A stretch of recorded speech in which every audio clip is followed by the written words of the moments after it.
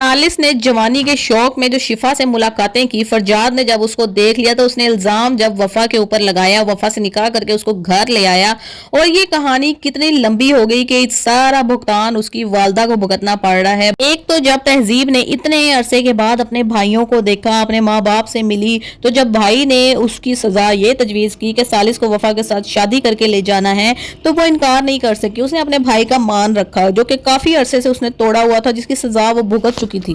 वो वफा को अपनी बहू बना के जब घर ले आती है तो कम से कम उसके वालिदैन और भाई उससे राजी हो जाता है कि चलो हमारी बहन ने हमारा मान रखा है। लेकिन जैसे ही शौहर घर वापस आया, उसने तो लड़ाई डाल दी कि जी ये घटिया औरत की घटिया बेटी मेरे घर में नहीं रह सकती, जबकि सालिस बहुत अच्छे तरीके से जानता है कि वफा का इसमें कोई कसूर नहीं है। मैंने खुद ही इसके ऊपर इल्जाम लगाया है शिफा को बचाने के लिए, क्योंकि अगर मैं इसके ऊपर ना बात लेकर आता तो शिफा को फरजाद गोली मार देता। लेकिन वफा जिसके दिल में कि फरजाद बसा हुआ था, वो फरजाद के साथ शादी करने के ख्वाब देख रही थी, वो सालिस के साथ उसकी बीवी बन के आ जाती है, जबकि वो खुद गवाह थी कि इस कदर वो शिफा से मोहब्बत करता था। तो उसके लिए ये बड़ी ही तकलीफ दे बात थी। और सबसे बड़ी तकलीफ दे बात थी कि किस तरीके से उसकी शादी हुई, उसका कैरेक्टर असैसिनेशन करके उसकी शादी की गई, निकाह किया गया, उसको उस घर से निकाला गया जहां पहले ही उसका बाप उसको तस्लीम करने के लिए तैयार नहीं था। वो सालिस को बार बार यही कहती है कि तुमने जो है ना वो मुझे अपनी और शिफा की मोहब्बत की भेंट चढ़ा दिया है। अब सालिस भी ये सोचने पर मजबूर है कि मेरी एक हरकत की वजह से अब मेरी माँ जो हॉस्पिटल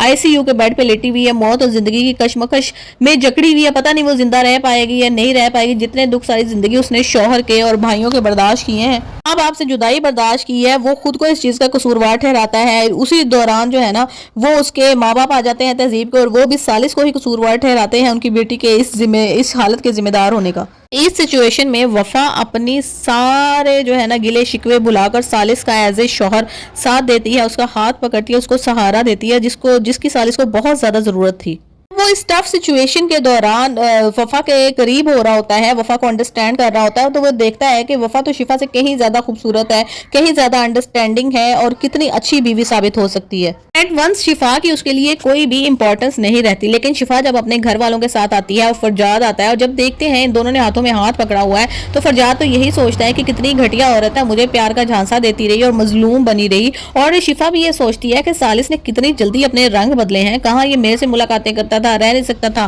फोन किए बगैर, और अब ये वफा के साथ इतना खुश है, इतनी हैप्पीली मैरिड लाइफ ये लोग गुजार सकते हैं, मैं सोच भी नहीं सकती थी। वो कहती है वफा को कि तुमने तो इस जिंदगी में ढलने के शायद पहले ही ख्वाब देखे हुए थे, या तुम पहले ही सालिस की बीवी बनना चाहती थी। जितनी जल्दी तुमने उसको एक्सेप्ट कर लिया है, जितनी जल्दी तुमने उसको अपनी तरफ मोड़ लिया है, मैं तो ये देख कर हैरान हो रही हूँ। यानी कि वो अल्टीमेटली वफा को ये बताने की कोशिश कर रही है कि तुम और तुम्हारी माँ जो है ना इंतहाई लूज कैरेक्टर है और वो किसी भी मर्द का दिल जो है ना वो सेकंडों में जीत सकते हैं। लेकिन वफा उसकी किसी बात का जवाब देना पसंद नहीं करती है। वो कहती है कि इसने मेरे ऊपर इतना बड़ा इल्जाम लगाया था, अब अगर मेरी जिंदगी सेट है या नहीं सेट, इसको इससे क्या गर्ज होनी चाहिए। के स्ट्रोक का एक फायदा तो ये होता है कि उसके माँ बाप बहन भाई सब एक पॉइंट पर आकर इकट्ठे हो जाते हैं और पता चलता है उसको कि मेरी इंपॉर्टेंस अभी भी इनकी जिंदगी के अंदर बाकी है।